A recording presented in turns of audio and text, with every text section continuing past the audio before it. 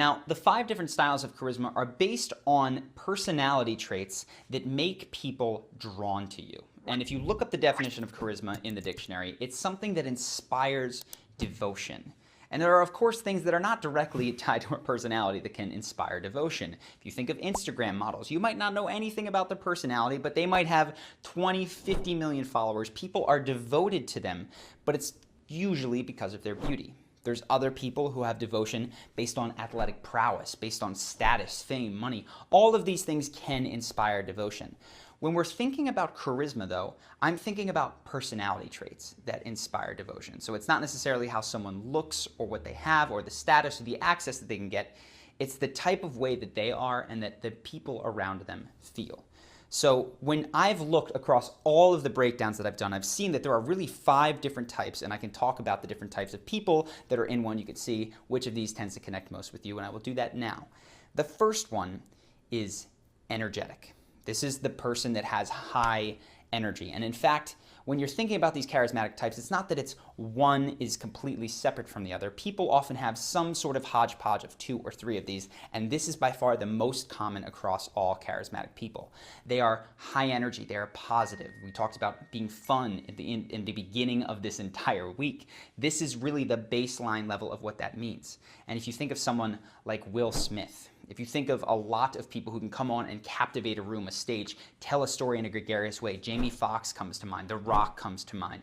There's a lot of people who have this high energy. That is going to be what defines their charisma. So that's just one style. The second style is authenticity. This is a style that is based on telling the truth. Sometimes it's a hard truth. Sometimes it's being emotionally vulnerable. Sometimes it's sharing your achievements in a comfortable and confident way. And you can think of, for this, I did a video on Adele, who is very, very authentic. Joe Rogan, he will say how he is feeling to other people. I've watched videos of Pete Davidson. I don't know if you're familiar with him, but he talks about his mental health issues very, very casually almost. Like he is not trying to make you feel a certain way about him, and that is what defines the person who is high in authenticity. They are not necessarily trying to get a particular reaction out of the person that they're with. They're much more concerned in sharing their truth. So that's the second style of charisma.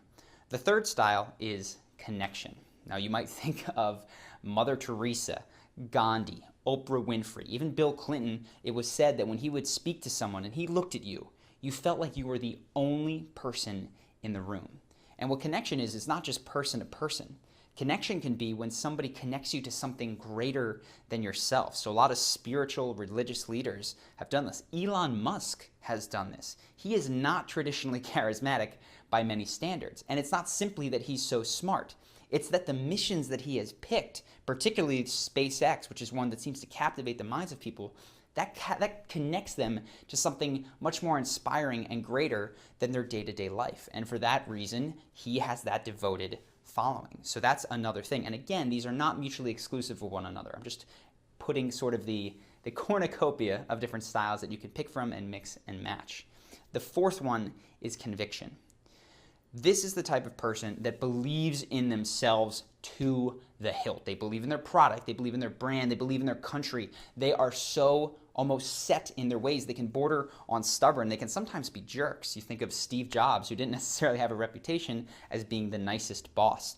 Conor McGregor, incredibly high in conviction, believes he's going to win and can look at his opponents to the degree where they think, holy cow, I think he's going to win too. And that's how he gets inside of people's heads.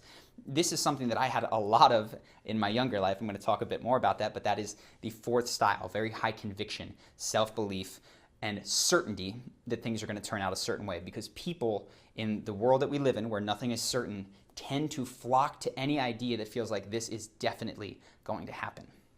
The final style that tends to attract devotion is funny. This is every comedian that you can think of, right? Anybody who has a stand-up special goes in this funny column. And of course, this is something that is peppered in with a lot of different people as well. What this one does is it hammers that first impression point of fun all the way. And these people, again, think of comedians.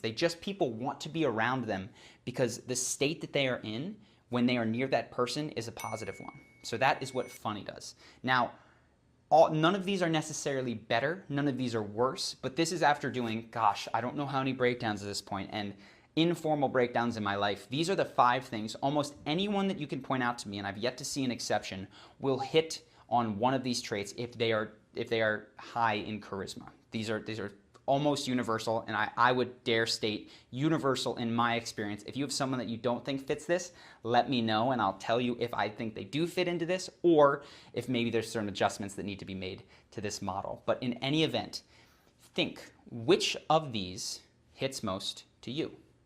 That's really what we're working on today. Who have you been? If you haven't been any of these, where would you like to go with this? And what I want to encourage you to realize is that this isn't once and for all.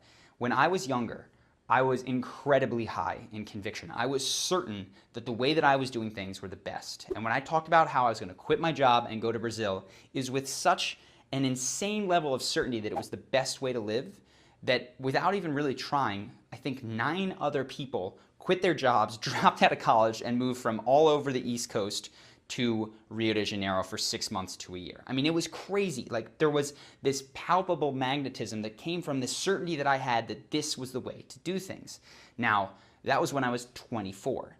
I thought I knew everything, of course, as many 24-year-olds do, and in the next 5 years realized that I didn't know anything, got hit by life, had breakups that were upsetting, things in my life that didn't work out the way that I want, and was forced to reevaluate, do I really know everything? And that's why now I'm more in a mode of being authentic. I was much less likely to talk about things that weren't working when I was high in conviction. It was, no, we don't broker any time for that negative thought. We just need to get the job done, and this is how it's going to be. That was very attractive to people. Now, I'm much less certain about how things are going to turn out, but the realness, the authenticity still can draw people to me. It's not the same exact way, but this is what suits me today. My point in telling you this is that while you might pick one today, I don't want you to think that you are beholden to that. You can try different styles on, and in fact, as you develop as a person, I expect that which of these matters the most to you will shift. And I think that you will probably find that young people tend towards energy, funny, conviction, and then as people tend to mature and get a little bit older, they move towards authenticity, connection, hopefully while keeping the energy and the fun up as well. Just something to keep in mind. In addition, I think it's very important to realize that these traits should not be the end-all, be-all of who you are. Because you can think of just about in every single category, there's somebody in that category who has done something morally reprehensible, or who has maybe been so self-loathing that they might have ended their own life. Simply being funny or authentic doesn't guarantee a good life. It might be a recipe for charisma, but there needs to be more. So in terms of still being a moral human being, in terms of still finding happiness, this is but one element. And I don't want you to think that once you've chosen one of these, that's it. You should just be conviction to the hilt or energy to the hilt, because that's a recipe for being a person who just completely lacks balance and will pay the consequences down the line. This is an aspect of your life, not the totality of it.